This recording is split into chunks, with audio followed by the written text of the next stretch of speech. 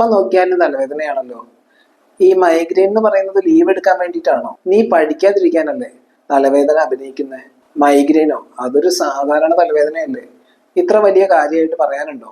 ഇയാൾക്ക് ഇത്ര വലിയ തലവേദനയൊന്നുമില്ല, ഓവർ ആക്ട് ചെയ്യാണ്. മൈഗ്രെയിൻ ഉള്ളവരോട് ഇങ്ങനെ പറയുന്നതിന് മുമ്പ് നിങ്ങളൊന്ന് സൂക്ഷിക്കുക. കാരണം ഇങ്ങനെ ചെയ്യുമ്പോൾ അവരെങ്ങനെ റിയാക്ട് ചെയ്യുമെന്ന് പറയാൻ സാധിക്കില്ല. മൈഗ്രെയിൻ എന്ന് പറയുന്നത് ഒരു തലവേദന മാത്രമല്ല, അത് ശരീരത്തെ മൊത്തം എഫക്റ്റ് ചെയ്യും. ആ ടൈമിൽ അവർ മെൻ്റലി ആൻഡ് ഫിസിക്കലി ഭയങ്കരമായിട്ട് വീക്കാവും. ഒരു പക്ഷേ ഒരു സിവിയർ ഹെഡേക്ക് ആവാം.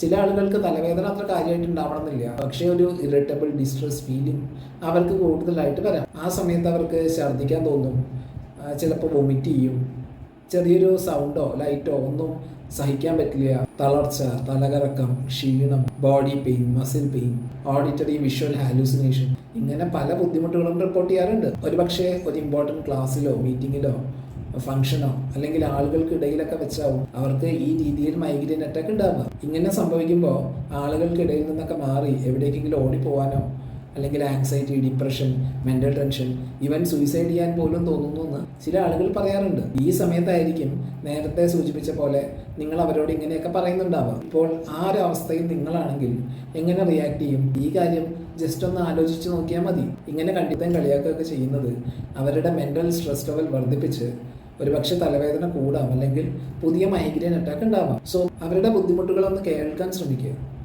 ശരിയായ രീതിയിൽ അത് ഡയഗ്നോസ് ചെയ്ത് ട്രീറ്റ്മെൻറ്റ് എടുക്കാൻ അവരെ ഹെൽപ്പ് ചെയ്യുക. മറ്റുള്ളവരുടെ അറിവിലേക്കായി ഈ വീഡിയോ ഷെയർ ചെയ്യുമല്ലോ.